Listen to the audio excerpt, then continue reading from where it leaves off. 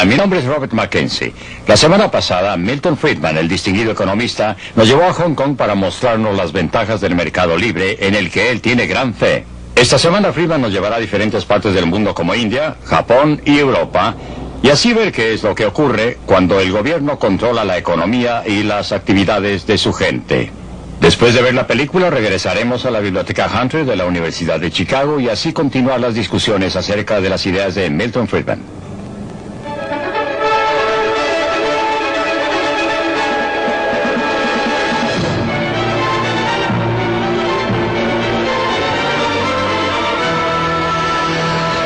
Libre para elegir.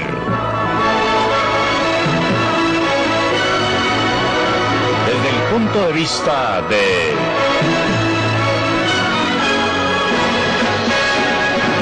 Milton Friedman.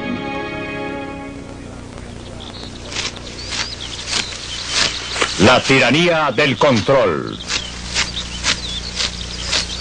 Es época de cosecha y los agricultores japoneses recogen su cosecha para el mercado del arroz en Kioto. Por supuesto que tratarán de conseguir lo más que puedan por su cosecha y los compradores la tratarán de comprar lo más barato posible.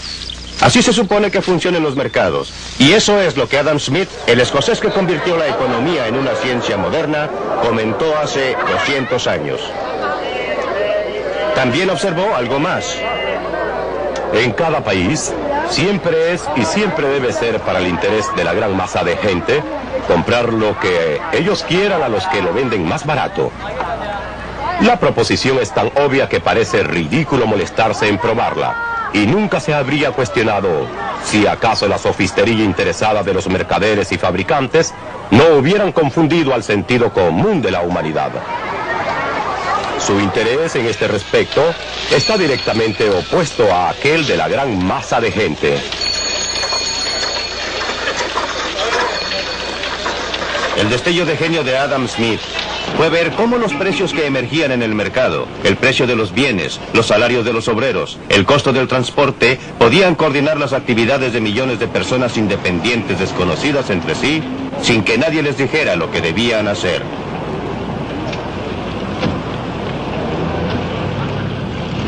Su idea clave fue que el propio interés podía producir una sociedad ordenada que beneficiaba a todos.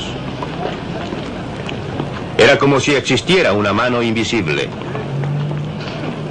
La mano invisible es una frase que fue introducida por Adam Smith en su gran libro La riqueza de las naciones, en el que él habló del modo en que individuos que solo pretendían desarrollar sus propios intereses fueron guiados por una mano invisible a promover el bienestar público, lo que no era su intención. Él hablaba del mercado económico, del mercado en que la gente compra y vende. Y estaba indicando que a fin de que un carnicero o un panadero o un fabricante de velas pueda obtener una renta, tiene que producir algo que alguien quiera comprar y por consiguiente, en el proceso de promover sus propios intereses y preocuparse de sus propias utilidades, terminó sirviendo los intereses de sus clientes. Cuando Adam Smith publicó La riqueza de las naciones, la Gran Bretaña era todavía en general un lugar rural y plácido, pero la revolución industrial ya estaba comenzando y el estándar de vida estaba comenzando a mejorar.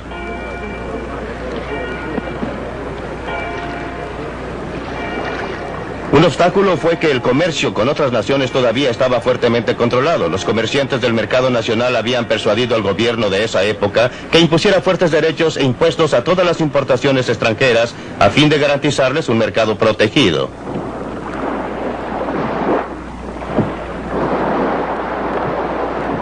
Uno de los resultados fue convertir a Gran Bretaña en una nación de violadores de la ley. El contrabando era un pasatiempo nacional. Brandy, vinos, tabaco y cualquier cosa que tuviera un alto derecho de aduana. Durante años los hombres de impuestos internos lucharon en una batalla que perdían a lo largo de las costas y ensenadas de las Islas Británicas.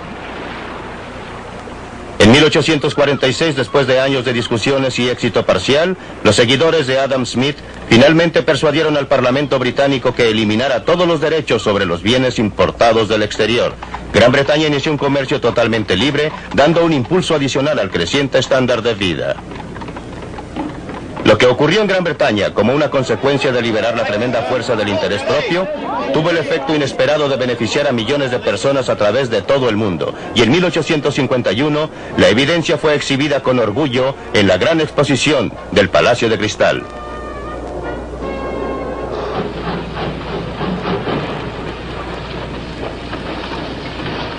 El libre comercio permitió a Gran Bretaña convertirse en el lugar de trabajo del mundo.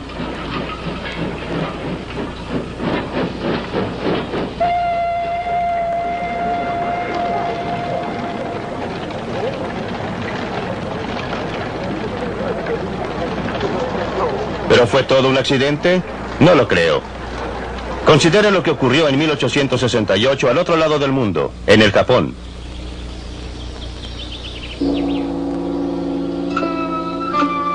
Durante los 300 años precedentes, los japoneses habían vivido en aislación casi completa. Habían desalentado a visitantes de otras nacionalidades, especialmente del occidente.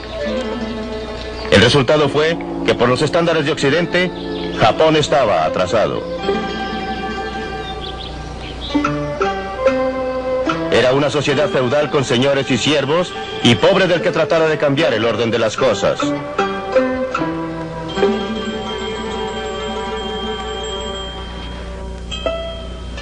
Las mujeres eran ciudadanos de tercera clase. En 1868, una nueva generación de gobernantes decidió que había llegado el momento para que Japón se pusiera en contacto con el mundo exterior. Y con la llegada de los primeros comerciantes extranjeros de Occidente, las cosas comenzaron a cambiar. Los japoneses siguieron las pautas comerciales de los ingleses porque Gran Bretaña era la principal nación del mundo. En esta forma, el comercio libre llegó a Japón. El Japón se convirtió en un imán para las ideas y logros de otras personas. Una de las primeras industrias tradicionales que sintieron el efecto fue la del tejido. De Europa, los japoneses importaron el método Jacquard, una forma de programar un telar para controlar la exactitud del tejido y para estandarizar la producción. Los obreros se adaptaron bien a la nueva atmósfera, lo mismo que sus empleados.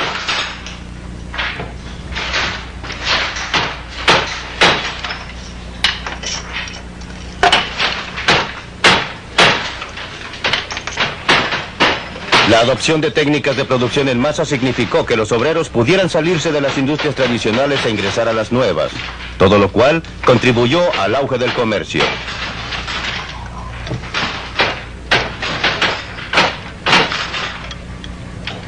Ninguno de nosotros puede evitar verse afectado por la atmósfera intelectual que respiramos. A mediados del siglo XIX, cuando el Japón terminó con su aislamiento autoimpuesto y entró a la Edad Moderna, nunca se le ocurrió a sus líderes seguir otro curso que aquel de la libre empresa y mercados libres. Esa era la atmósfera intelectual del momento, creada por el éxito de Gran Bretaña al aplicar los principios de Adam Smith. En 1948, cuando la India logró su independencia, sus líderes habían sido todos educados en Gran Bretaña. Se habían sentado a los pies de Harold Lasky y sus asociados en Oxford y Cambridge. Nunca se les ocurrió seguir cualquier otro curso que la planificación central y el control gubernamental. Era la atmósfera intelectual de la época.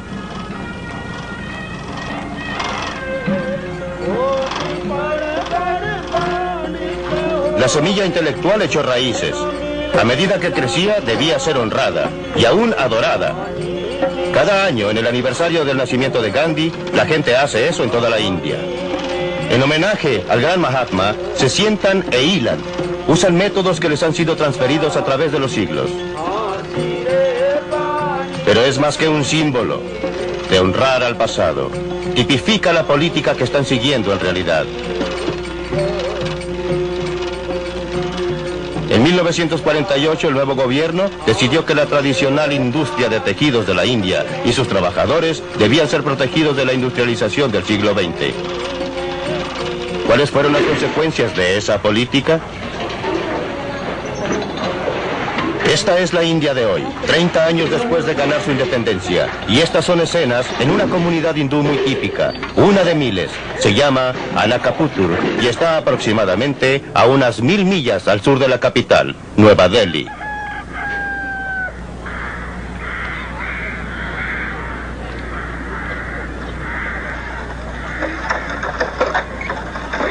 Esta no es la clase de vida que el gobierno tenía la intención de perpetuar. Al subsidiar el algodón, hilado por los aldeanos, y el género que tejen, hacen que sea difícil que se desarrolle la industria moderna.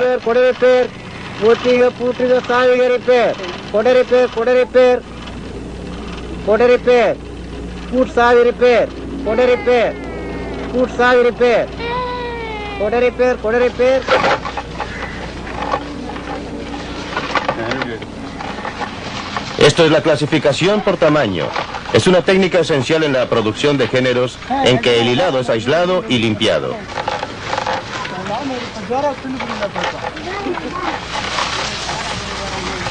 Una máquina moderna podría hacer lo mismo en 1/100º del tiempo. El resultado de la planificación gubernamental para modernizar la industria es que el número de telares manuales aproximadamente se duplicó en los primeros 30 años de la independencia de la India. Actualmente, en miles de aldeas a través de la India, el sonido de las manos puede escucharse desde temprano en la mañana hasta tarde en la noche. Solo en esta aldea hay más de 3.000 telares manuales en operación. Desde 1948, 3 generaciones de aldeanos se han sentado en estos telares fabricando telas con diseños que jamás verían, usando métodos que nunca cambian.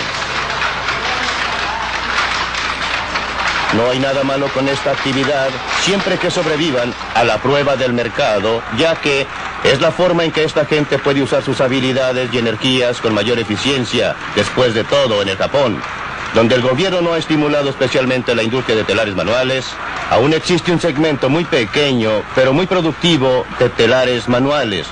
El problema aquí es que esta industria solo existe porque el gobierno la ha subsidiado, la ha apoyado, porque en realidad ha aplicado impuestos directos e indirectos al resto de la población de la India. Gente que no está mejor de lo que esta está, a fin de permitir que continúe su actividad. Otras industrias, tanto industriales textiles como de una variedad de clases, han sido restringidas, limitadas. Se le ha impedido proporcionar empleo más productivo a fin de proporcionar lugar a esta industria. El efecto ha sido inhibir el desarrollo, impedir el crecimiento e impedir la actividad dinámica que en otra forma podría desarrollarse con las energías y habilidades del pueblo de la India.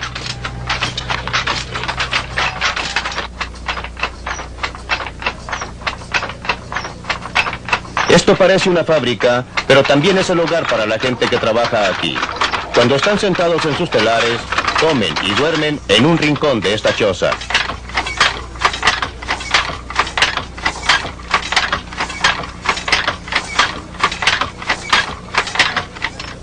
A través del mundo, los gobiernos siempre declaran que están mirando hacia el futuro. En la práctica, siempre están mirando hacia atrás, ya sea protegiendo a las industrias que existen o asegurándose que cualquier empresa que hayan decidido iniciar sea estimulada y desarrollada. Esto ocurre a costa de la clase de desarrollo sano de industrias nuevas, dinámicas y capaces de adaptarse que indudablemente surgirían si se dejara operar libremente al mercado, si se permitiera separar las empresas no exitosas de las exitosas, desalentando a las no exitosas y estimulando a las exitosas.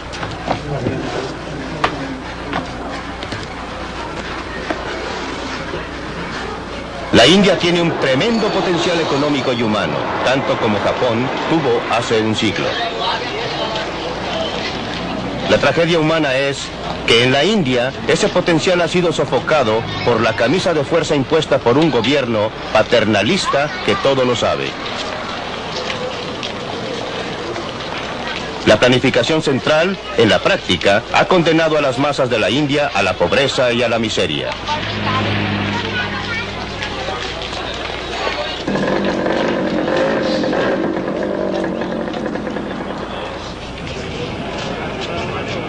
Sabemos lo que ha ocurrido en el Japón. El libre comercio inició un proceso que revolucionó al Japón y a la vida de su gente. Las mejorías en el bienestar material se desarrollaron conjuntamente con la eliminación de la estructura social rígida de hace un siglo. No es un accidente, como siempre. La libertad económica promueve la libertad humana. Y en el intertanto, ¿Qué ha ocurrido en la industria japonesa de tejidos?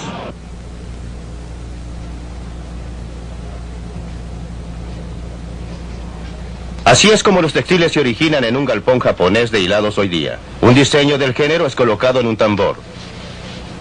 A medida que gira, es escudriñado por un ojo eléctrico. Cada color, cada variación en el diseño y textura es transmitido fielmente a un computador.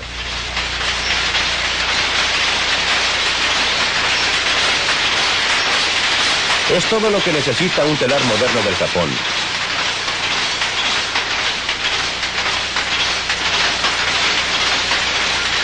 Este telar está equipado con artículos electrónicos que lo convierten en uno de los más sofisticados de su clase en el mundo. El género que produce es la mejor seda de su clase. Gracias a la rapidez y eficiencia de estas máquinas, el precio de la seda es competitivo. Los obreros son altamente capacitados y bien pagados. Con la nueva tecnología, hay muy pocas cosas que un telar como este no pueda producir. Esta pieza será el cinto de un traje de novia tradicional.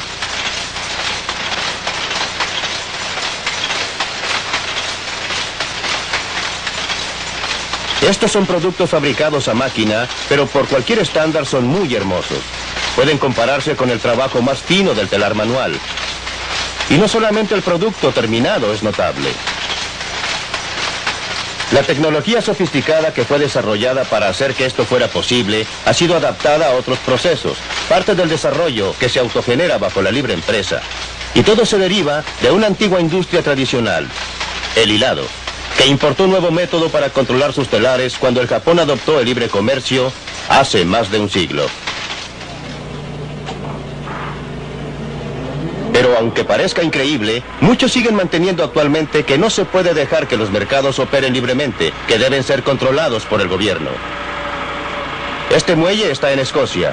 Un gobierno inglés, un gobierno socialista decidió que su papel era proteger aquí a los obreros contra la competencia. Y así en los astilleros Govan están construyendo estos buques para el gobierno polaco. A fin de obtener la orden de compra por el buque, el gobierno inglés está usando el dinero de muchos contribuyentes británicos para subsidiar el trabajo. En otras palabras, los ingleses están fabricando estos buques a fin de venderlos con pérdida a los polacos.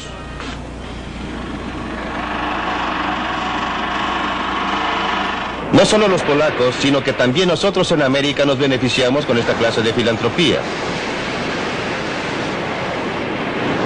La industria del acero en los Estados Unidos fabrica un producto fino. Otros países también lo hacen. Y su acero es a menudo más barato. A veces porque sus contribuyentes lo subsidian. Así pues, ¿por qué no podría el consumidor norteamericano comprar acero donde lo pueda obtener más barato, en casa o en el extranjero? La industria norteamericana del acero ha trabajado mucho tratando de persuadirnos que no nos conviene comprar en el mercado barato. Urgieron al gobierno a restringir lo que ellos llaman competencia desleal, aunque por supuesto que reconocen que esto involucra algunos peligros. El dilema de pedir ayuda a nuestro gobierno en este problema de competencia desleal nos preocupa a muchos porque la espada en realidad corta en ambos sentidos. Pero creemos que lo que hemos tratado de hacer es muy diferente a la clase de participación gubernamental directa que ocurre en muchas de las naciones extranjeras a través del mundo, donde los gobiernos proporcionan asistencia financiera directa, ya sea en forma de propiedad o préstamos o subsidios en alguna u otra forma. Lo que hemos tratado de hacer es simplemente obtener que nuestro gobierno haga valer las leyes de los Estados Unidos contra la competencia desleal que siempre ha estado presente en los libros de los Estados Unidos. Hacemos una clara distinción entre eso y, por ejemplo, los varios cientos de millones de dólares que el gobierno francés ha concedido a las industrias francesas del acero, o que British Steel Corporation haya recibido 1.3 billones para inversiones de capital este año. Por eso, mientras nos molesta tener que intervenir con nuestro gobierno en lo que tradicionalmente creemos son prerrogativas de la libre empresa, y lo único que estamos pidiendo es que el gobierno aplique las leyes promulgadas por nuestro Congreso. No estoy muy seguro que en realidad sea muy diferente de pedir a alguien que arreste a alguna persona que cometió un crimen. No creo que se nos pueda acusar de ser reaccionarios si denunciamos a alguien que estaba robando a la policía si fuera una violación de una de las leyes de los Estados Unidos. Creemos que estamos haciendo exactamente lo mismo cuando iniciamos acciones contra productores extranjeros quienes creemos que están violando las leyes de los Estados Unidos.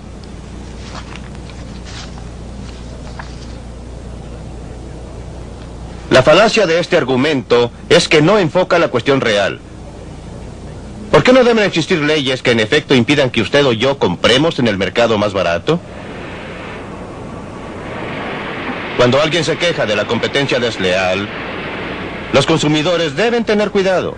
En realidad es pedir un privilegio especial, siempre a costa del consumidor. Lo que necesitamos en este país es la competencia libre.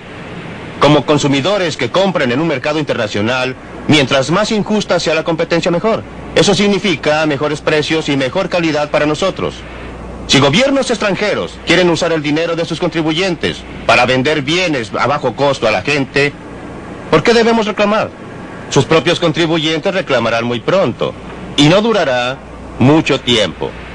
La historia proporciona muchas pruebas de lo que sucede cuando industrias protegidas por el gobierno compiten con industrias que tienen que operar en un mercado abierto y libre. Casi siempre, las industrias protegidas por el gobierno pierden el primer lugar. Pregunte a Sir Freddie Laker, el inglés que inició el tráfico aéreo barato a través del Atlántico. ¿Quiénes eran sus principales competidores? Eran todas las líneas aéreas protegidas por el gobierno, financiadas por el gobierno y reguladas por el gobierno también.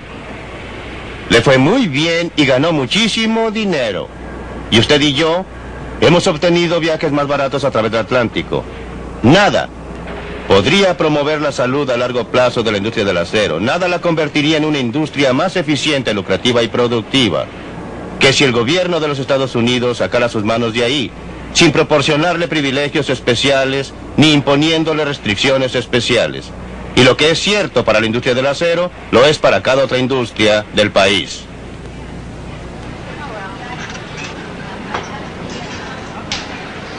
Estas mujeres trabajan en una industria que hasta ahora no ha solicitado protección especial, la industria del silicon chips. Cada uno de estos pequeños cuadrados en este disco es un microcircuito integrado altamente complicado.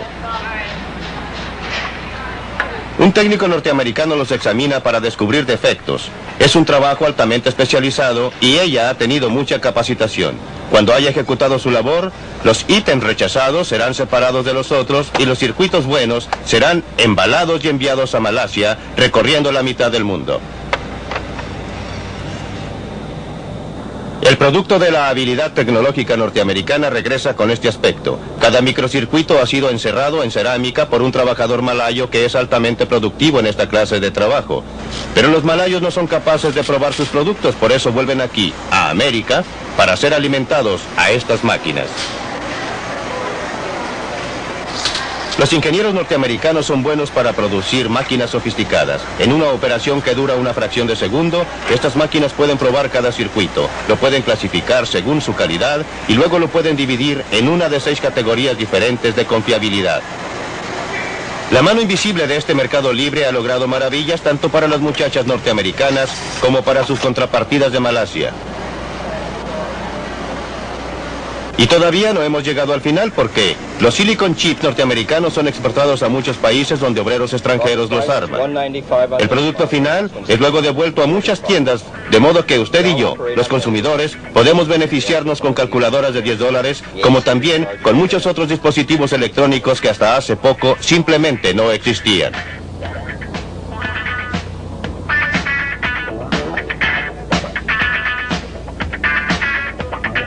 Cuando este equipo de alta fidelidad llegó originalmente al mercado, solo los ricos podrían comprarlo.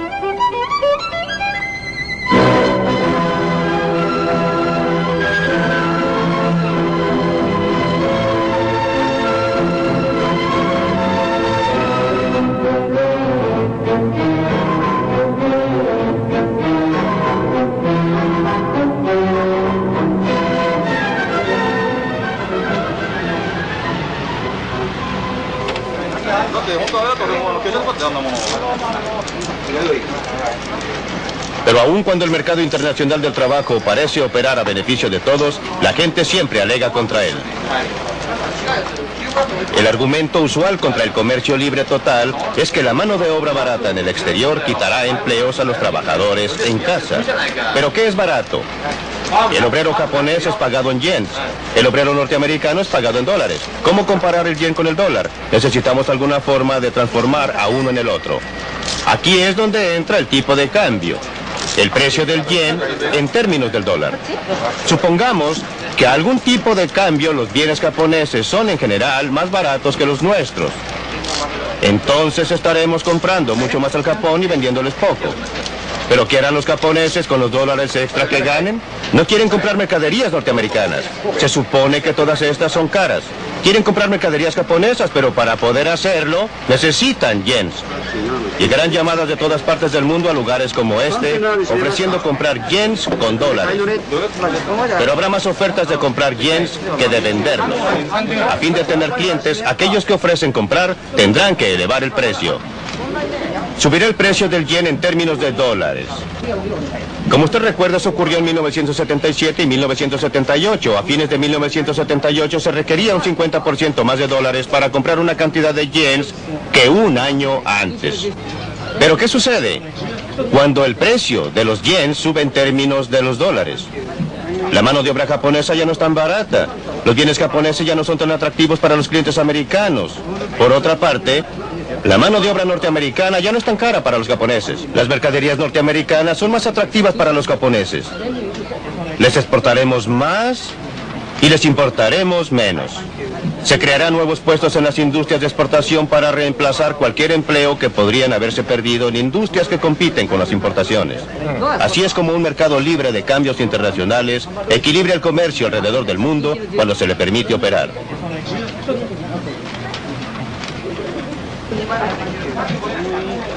El problema es que cada vez con mayor frecuencia no se permite operar a un mercado libre. Por motivos que parecen ser razonables, si usted no los examina cuidadosamente, los gobiernos insisten en interferir, pero cuando lo hacen, no es posible ocultar los efectos dañinos por mucho tiempo. El motivo principal por qué el yen japonés subió tanto en su precio en esos años del 77 y 78 fue porque el gobierno japonés había estado tratando de impedir que el precio del yen subiera. En el proceso, se permitió que los que podían haber sido disturbios menores se acumularan hasta formar una importante brecha en el comercio.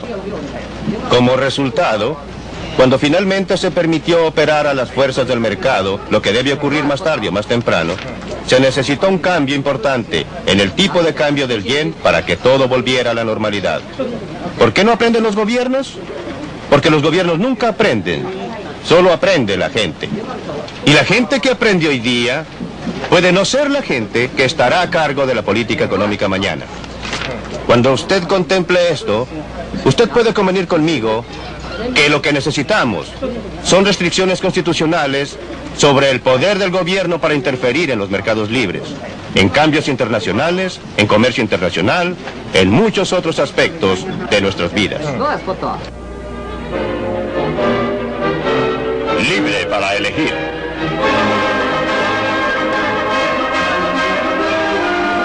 Pues bien, aquí en Chicago los invitados especiales que han estado viendo esta película pueden opinar. Esta película me ha puesto nervioso. Existen consideraciones políticas, sociales y éticas que desgraciadamente no se reflejan en la filosofía económica expresada. Existe un sentimiento penetrante en esto de que el trabajador individual debe ser sacrificado para el bien general de toda la sociedad. Y yo no veo cómo se pueda sacrificar el bien general de los individuos para la sociedad, ya que la sociedad solo consiste en esos millones y millones de individuos agrupados. Y en ninguna parte se presta consideración alguna a los aspectos sociales y éticos de la fórmula de libre comercio que usted propicia. Obtengamos otros puntos de vista del grupo. ¿Cuál es su reacción, Dan Ransfeld, como hombre de negocios, a la idea expresada por Milton Friedman de que Norteamérica debe comprar en los mercados más baratos los bienes más baratos sin protegerse contra estos? Juré que jamás trataría de defender a Milton Friedman y no lo haré. Pero déjeme comentar primero las observaciones de Dick. Me preocupa oír que se invoquen argumentos sociales y morales en un tema como este. Porque me parece que la medida es lo que en realidad afecta al ser humano. Cada individuo debe preocuparse por la humanidad. Para un solo individuo que esté desempleado representa un 100% de desempleo. Y eso lo reconocemos, yo lo reconozco. Pero el mundo real es, si usted, como lo hizo la película, fuera a la India, y usted quiere ver las cosas que uno puede describir como inhumanas, como pobreza y problemas de seres humanos, ve que existen. Y la prueba debería ser qué resulta, qué proporcionará una circunstancia que será más que dinámica y más productiva en el mundo. Es verdad que a largo plazo estaríamos mejor con el comercio libre, estoy de acuerdo con Milton. Pero es el corto plazo el que importa, y es aquí donde existen problemas serios de ajuste. No hay duda de que los países en desarrollo necesitan acceso a mercados tales como los mercados norteamericanos. Y Norteamérica los necesita para exportar a fin de poder exportar más a los países en desarrollo. Las exportaciones norteamericanas a esos países aumentaron un 20% del total de exportaciones, un 30% durante los últimos 10 años. Pero el ajuste es importante porque lo que está ocurriendo actualmente es que no un grupo cualquiera de obreros está siendo afectado por este comercio. Son los obreros norteamericanos con mayores desventajas y menos privilegios los que están siendo afectados. Y generalmente son mujeres, miembros de las minorías, que trabajan en vestuario y en la electrónica. Y creo que el ajuste consiste en acción tanto del país en desarrollo como del país desarrollado. Por ahora, consideremos el aspecto norteamericano. Por la parte norteamericana, los sindicatos y la industria deben dejar de discutir respecto a asuntos morales y deben organizarse. No puedo estar más de acuerdo con Helen. Creo que aquí está involucrado un problema muy válido de distribución de renta.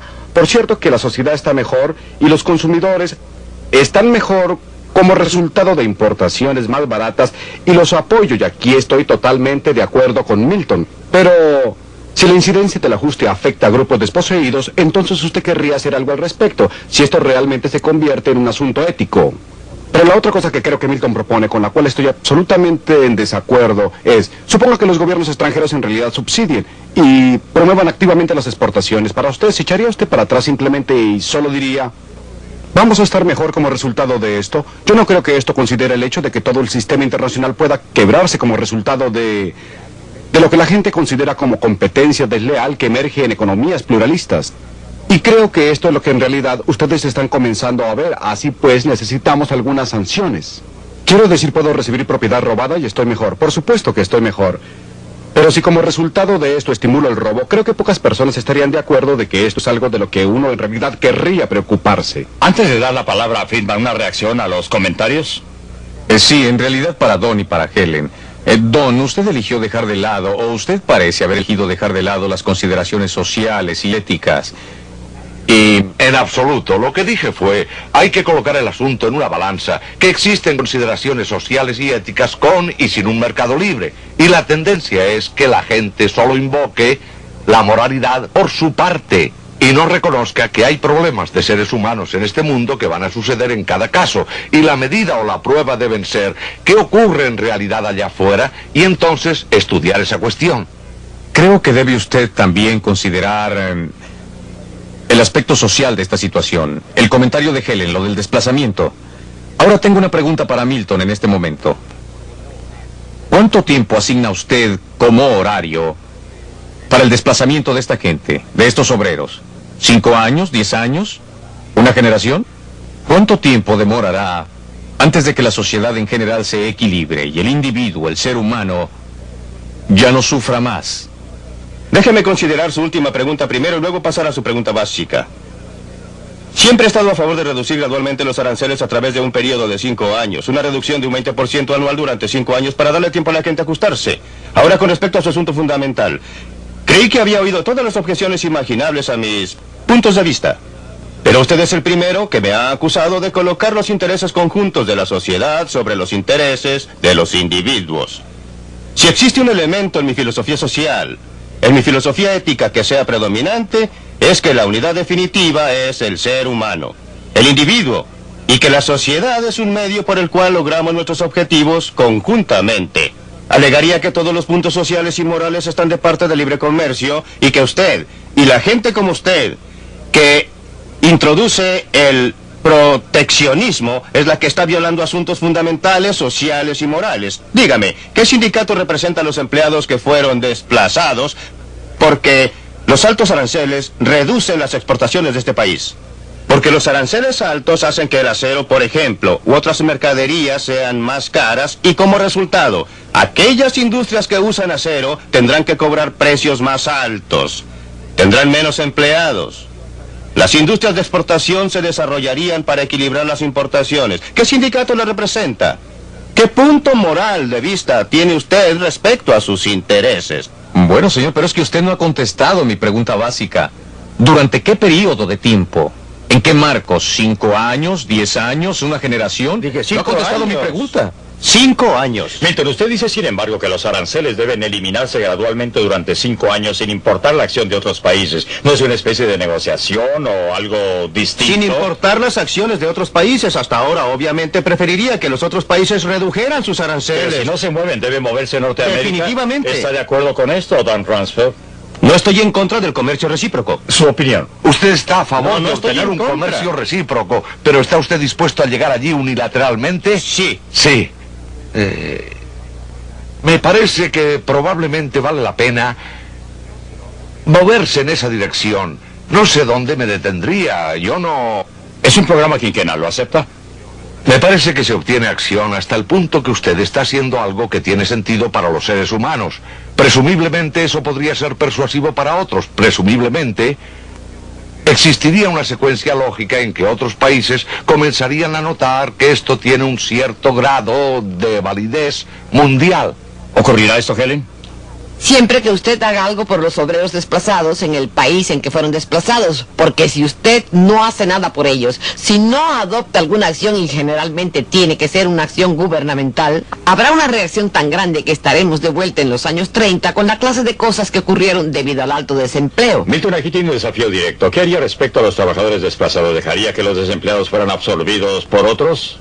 Creo que usted tiene que separar y debe separar nítidamente lo que hacemos respecto a gente afligida. ¿Y cómo manejamos el sistema industrial? No creo que deba existir un programa especial para obreros desplazados. Lo que debe existir, y todas las sociedades lo tienen, es algún mecanismo voluntario gubernamental que ayude a la gente afligida. Tenemos otro programa de esta serie que trata exactamente de ese asunto, en que me pronuncio, como usted sabe, a favor de un impuesto a la renta negativa como forma de hacerlo, pero creo que es un gran error tratar de relacionarlo directamente con los aranceles. Y el motivo es que mucha gente que está desplazada no tiene problemas. Muchos de ellos tienen buenas alternativas y algunos se benefician de ellas. Por supuesto que habrá algunos que estén afligidos, pero siempre hay gente en situación difícil por toda clase de motivos. En una sociedad dinámica, las demandas están creciendo allá, están creciendo acá. No existe mayor motivo, en mi opinión, para tener un programa especial para aquellos que son desplazados debido a cambios en la oferta y la demanda en el plano internacional que debido a los cambios en el plano nacional. Una reacción rápida. Disculpe, muy pero hay rápida. una cosa que no entiendo. ¿Por qué quiere usted volver a una situación que este país tenía en 1900? ¿Por qué quiere volver a la situación en que unos pocos controlan el destino económico de cada trabajador, hombre y mujer? Es exactamente lo contrario, señor Dixon. El mejor modo de limitar el control por parte de unos pocos es el comercio libre a nivel mundial. No existe medida alguna que haría más para evitar el desarrollo del monopolio privado, que un comercio libre completo sería mucho más efectivo que todos los juicios No, estoy en antimonopolios que se desacuerdo suceden en el mundo. total. Usted terminaría con una situación como en la película Rollerball, en que las corporaciones proyectaban sus esferas de influencia económica a través del mundo y controlaban todo. O sea que Usted todo vio- sería controlado por corporaciones. Usted vio... La vi toda, señor. Perdóneme, usted vio la película de Hong Kong, ¿no es así? Sí, la vi. ¿Dónde están esas corporaciones ahí? Podríamos meternos a ese callejón y tener dificultades para salir. Movámonos a otro gran tema de la película. Es decir, que hablando en términos generales, los países del tercer mundo han cometido un error muy serio al convertirse en economías planificadas de comienzo a fin. Y para usar una frase en el caso de la India, la planificación central ha condenado a las masas de la India a la pobreza y a la miseria. Pues bien, ¿cuál es su reacción? Estoy parcialmente de acuerdo con Milton, pero no estoy de acuerdo con él en muchas cosas. Creo que es cierto que la mano invisible debería verse más en los países pobres que lo que sucede, y me gustaría que el puño de hierro desapareciera. Desgraciadamente, sucede lo contrario. Por otra parte, creo que no puede alegarse que el laissez-faire sea la respuesta. ni que sea una condición suficiente y necesaria para el desarrollo. Déjenme referirme a los ejemplos de Milton. Y ustedes saben, al Japón. El Japón es un ejemplo de primera clase, en realidad donde la mano visible es invisible para todos los que están fuera del Japón. Pero está escrito en la pared en caracteres grandes para los japoneses. El gobierno del Japón, justo desde la restauración importante, se ha interesado muy activamente en el desarrollo del país. Ha restaurado la tecnología y las importaciones. Aún hoy, el gobierno y las empresas tienen una fuerte relación simbiótica. Creo que es justamente... Altamente paternalista. Y la industria es altamente paternalista. No creo que sea un ejemplo válido de todo lo que pienso que era la injerencia del programa de Milton. Hagamos participar a Helen Hughes en este tema. Ha cometido un error desastroso el tercer mundo al adoptar casi unánimemente economías planificadas en vez del mercado libre. Bueno, en primer lugar, no ha adoptado casi unánimemente economías planificadas. En forma abrumadora. Ni siquiera en forma abrumadora. Quiero decir, la India es un gran país. Pero la mayoría de los países en desarrollo no están planificados centralmente. Tienen alguna clase de planificación. Y, en segundo lugar, algunos de los países que han tenido más éxito han tenido intervención gubernamental. Los mejores ejemplos son Taiwán, Corea, Brasil, Singapur y aún en Hong Kong, que a menudo es indicado como un ejemplo de falta de intervención gubernamental, aunque esto no es cierto. El gobierno de Hong Kong ha proporcionado la infraestructura, ha proporcionado los caminos, puertos y escuelas, y ha sido muy importante. Pero cuando vamos a un país como Malawi o Papua Nueva Guinea, la intervención gubernamental no puede faltar.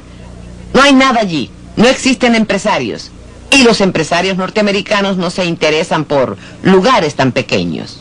No estoy a favor de ninguna intervención gubernamental, nunca lo he estado. Indiqué en la película que lo que el gobierno hizo en Hong Kong fue muy importante. La cuestión es qué clase de intervención.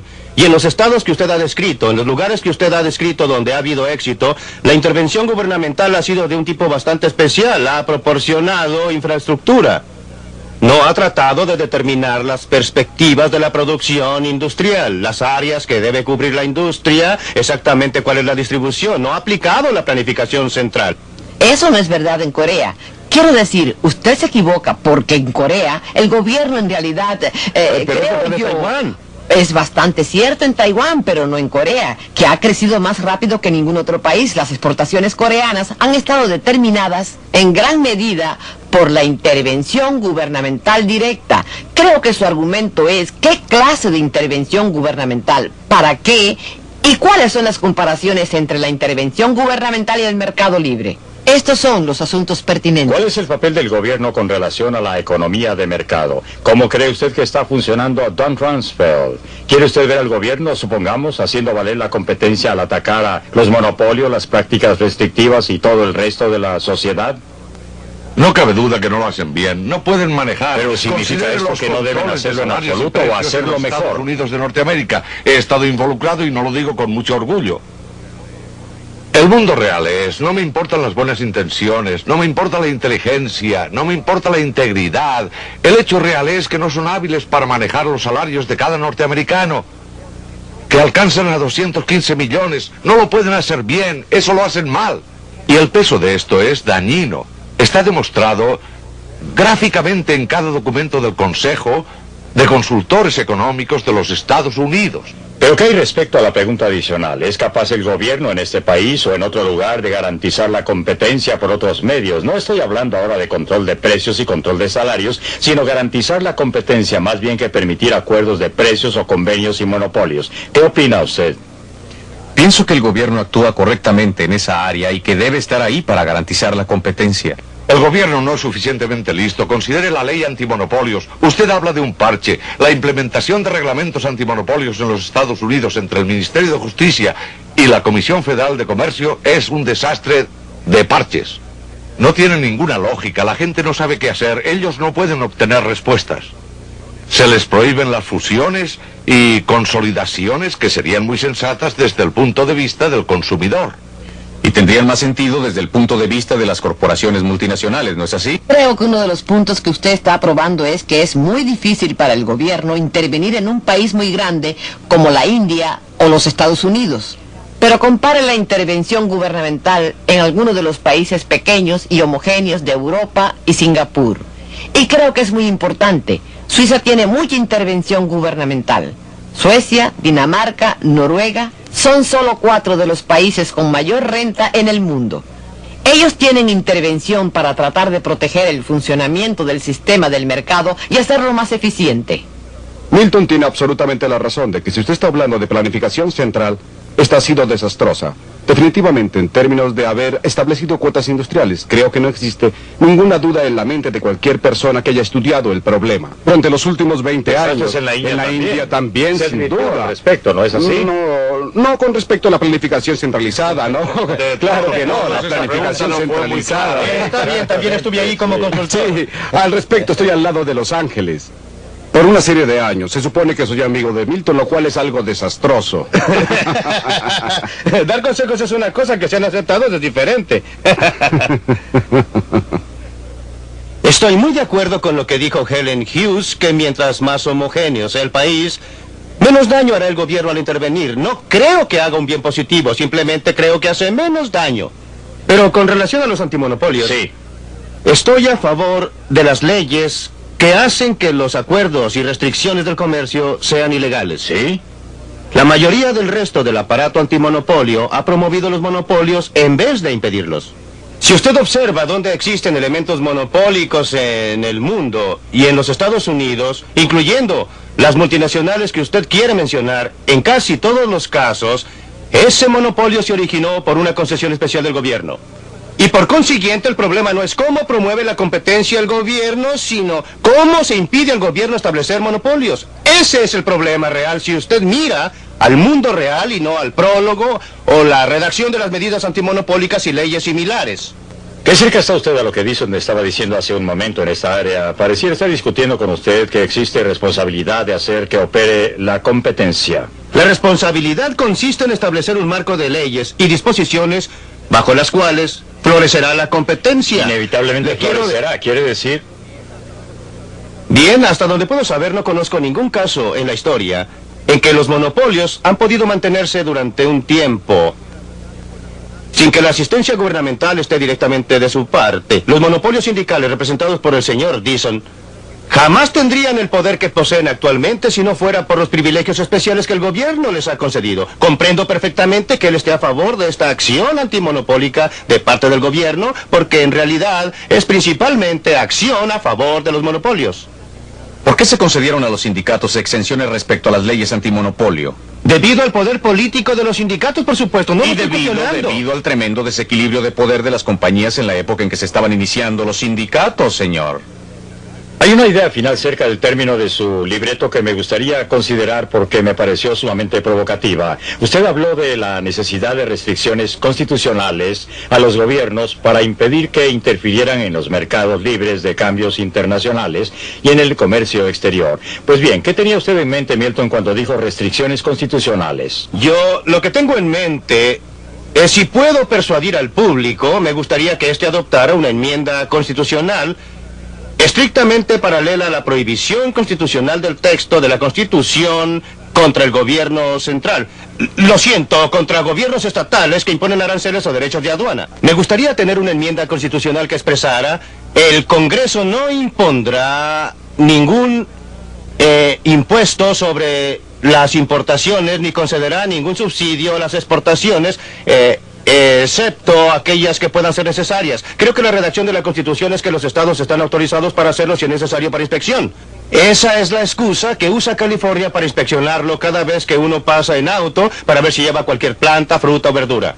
Milton, déjeme hacerle una pregunta. ¿Cuánto tiempo cree usted que sobrevivirían los Estados Unidos si promulgaran lo que usted quiere? Creo que los Estados Unidos prosperarían en una forma que es difícil de imaginar hoy día. Sería un ejemplo y guía para el resto del mundo. ¿Qué sentido tiene aquí cuando supuestamente somos los líderes del mundo? Somos los que promueven la libertad y la libre empresa y la iniciativa individual. ¿Y qué hacemos? Forzamos al débil y pequeño Hong Kong a imponer límites, restricciones a sus exportaciones bajo aranceles, a fin de proteger nuestros obreros textiles. Vamos al Japón y le decimos: por Dios, tienen que limitar el número de televisores que producen. En vez de hacerlo, deberíamos estar dando un ejemplo al mundo, y si damos al mundo un ejemplo similar al que dio la Gran Bretaña al mundo en el siglo XIX, sería tremendo. tendría un impacto tremendo, fortalecería nuestra posición moral en el mundo, fortalecería nuestra posición ética en el mundo. En vez de dar dinero a los países subdesarrollados para producir productos que luego nos negamos a comprar y no los dejamos exportar a nosotros, estaríamos diciendo al resto del mundo: si usted produce algo y si usted puede producir algo y tener un mercado aquí, venga, estaremos encantados de comprarlo y produciremos cosas que ustedes puedan comprar. Esa es la clase de esquema que me gustaría que los Estados Unidos establecieran. ¿Están de acuerdo sus socios con eso? Jamás, es un... Jamás es una palabra larga, señor. Sí, tiene razón. Y usted debe saber Y uno distinguir nunca debe entre- decir jamás. No, los funcionarios de su sindicato no lo aceptarían. No estoy seguro respecto a sus mis socios socios. tampoco lo aceptarían. No puedo concebir que los Estados Unidos se establezcan como una meta para el resto del mundo. No es una meta. No existiría absolutamente nada que exigiera u obligara a cualquier otro país a promulgar cualquier convenio recíproco relativo a aranceles. Cierto. Y hasta el momento en que logren efectuar dumping en los Estados Unidos, y uso dumping en el sentido más amplio de la palabra, respecto a cualquier y todos los productos, ya sea subsidiado por el gobierno, por un gobierno extranjero, ya sea puesto allí debido a las instalaciones de fabricación de una corporación multinacional en un país extranjero, hasta que hayan logrado dejarnos absolutamente secos. ¿Drenándonos qué? Todos los bienes, señor. ¿Cómo? ¿Qué Bueno. harían con los dólares que obtengan? Pues lo comprarían todo, como lo están haciendo ahora. Si compraran Las totalmente. mejores tierras te la habrán dado. Ampliemos esto. Claro, Respecto a ese mismo argumento, un argumento de enmienda constitucional, nuestro amigo sindical nos ha informado que él no lo puede vender y no va a hacerlo. ¿Lo compraría el comercio? Oh, no, ellos, hablando... Hablando de vender, No estoy diciendo si lo aceptaría, no, el comercio ayudaría. No, cuando yo no hablo como un hombre de negocio, sino como un ex empleado gubernamental, cuando se presentaban proposiciones similares a esta, pues una de las cosas que la gente observa es que el gobierno, los comerciantes y trabajadores llegan al unísono diciendo: horror, horrores, está cayendo el cielo. Existen intereses comunes y la gente se acostumbra a lo que existe. Se ponen terriblemente conservadoras, saben operar el sistema en su forma actual, especialmente los grandes sindicatos y las grandes empresas. Y están muy satisfechas con esto. Pueden manejarlo bastante bien y cada vez que usted trata de aclarar cualquier clase de reglamento o restricción o intrusión del gobierno, filosóficamente lo apoyan, pero en el mundo práctico no quieren que usted cambie el ejercicio. Ya saben cómo manejar esto. ¿Para qué cambiarlo entonces y hacerlo más complicado? No, creo que usted obtendría una reacción como la que obtuvo de la compañía siderúrgica en televisión. ¿Y cuál sería la reacción internacional, según usted como economista internacional, suponiendo que Milton obtuviera su enmienda constitucional que tendría ese efecto? ¿Cómo reaccionarían a ella los otros países? Bien, creo que el ejemplo fundamental de Milton de por qué no ser como Inglaterra en el siglo XIX está equivocado. Gran Bretaña en el siglo XIX era el país industrializado. Estaba muy adelantado Muchas respecto a décadas. los otros. Adelantado en muchas décadas con respecto a todos los otros. Y estaba obteniendo utilidades mayores, una renta económica superior en su producción. Y lo estaba haciendo a un costo muy grande para los obreros de Gran Bretaña. Los obreros de Gran Bretaña fueron grandemente explotados bajo esas circunstancias y no queremos volver a eso. La situación internacional es mucho más compleja. Y los países, hay países con distintos niveles de desarrollo, países con sistemas sociales diferentes y países con objetivos sociales diferentes. Y por eso creo que la solución está mal fundada y es milenaria, es utópica. Creo que tenemos que considerar un proceso mucho más realista de discusiones, negociación, como ha ocurrido para llegar a donde vamos, sin dañar a la gente que paga por el ajuste, que básicamente son los obreros, no los economistas. ¿Puedo hacer un breve comentario? Sí. Me preocupa la discusión debido a la complejidad de las relaciones internacionales, que deben ser planificadas y administradas. Por definición, no somos capaces de administrar la economía mundial. En cada caso en que lo hemos tratado de hacer, las cosas no han resultado como se planeaban. Ni por un momento me disculpo por ser milenario, porque creo que a menos que sepamos a dónde nos queremos dirigir, los tímidos pasos que demos en esa dirección irán en dirección equivocada. Para ir en dirección correcta, debemos tener un objetivo, pero quiero estar seguro de registrar una muy fuerte objeción a la declaración hecha por Helen Hughes respecto a Inglaterra del siglo XIX. Creo que está simplemente equivocada. Los obreros no eran explotados. Los estudios que se han efectuado recientemente han demostrado una y otra vez que el siglo XIX fue un periodo en que el trabajador inglés común experimentó un alza muy sustancial y muy rápida en su estándar de vida. Inglaterra no estaba sola. Japón tuvo un comercio totalmente libre durante 30 años hasta la restauración importante. Japón no lo ha tenido en años recientes. Japón no es un ejemplo que yo citaría en los años más recientes, pero en sus primeros años tenía un comercio completamente libre. Por eso no creo que Inglaterra estuviera sola. Respecto a sus políticas. A sus posibilidades, no es políticamente factible. ¿Por qué? Porque es solo para el interés general y no beneficia a nadie en particular. Cada uno de nosotros, fundamentalmente, se preocupa más de su papel como productor de un producto que como consumidor de 1000 y un productos. Los beneficios de un arancel son visibles. Mr. Dixon puede ver que sus obreros están protegidos. El daño causado por un arancel es invisible, se expande ampliamente. Hay gente que no tiene trabajo debido al arancel, pero no saben que no tienen empleos. Nadie los puede organizar. Todos los consumidores están pagando un poquito más por esto o aquello. No se dan cuenta que la razón por la que están pagando es debido al arancel. ¿Los hombres de negocios? Nunca he estado ni estoy a favor de los negocios. Estoy a favor de la libre empresa, que es una cosa muy distinta. Y la razón por qué estoy a favor de la libre empresa... No me indique con el dedo al decir eso. No pretendía señalarlo, Don. Señalo a la comunidad de negocios porque usted es una excepción. Porque... Pero aceptó que existía una alianza tácita, porque de ese modo le impide lograr su propósito, ¿no? Sí, indudablemente existe la alianza. En mi opinión, el argumento más fuerte a favor de la libre empresa es que impide que una persona tenga demasiado poder, sin importar que sea funcionario gubernamental, ejecutivo de un sindicato o un ejecutivo de negocios. Los fuerza a soportar y a callarse, ya sea que tengan que entregar los bienes, producir algo que la gente está dispuesta a pagar o tienen que dedicarse a un negocio diferente. Hasta aquí llegaremos con la discusión esta semana y espero que estén con nosotros para el próximo episodio del Libre para Elegir.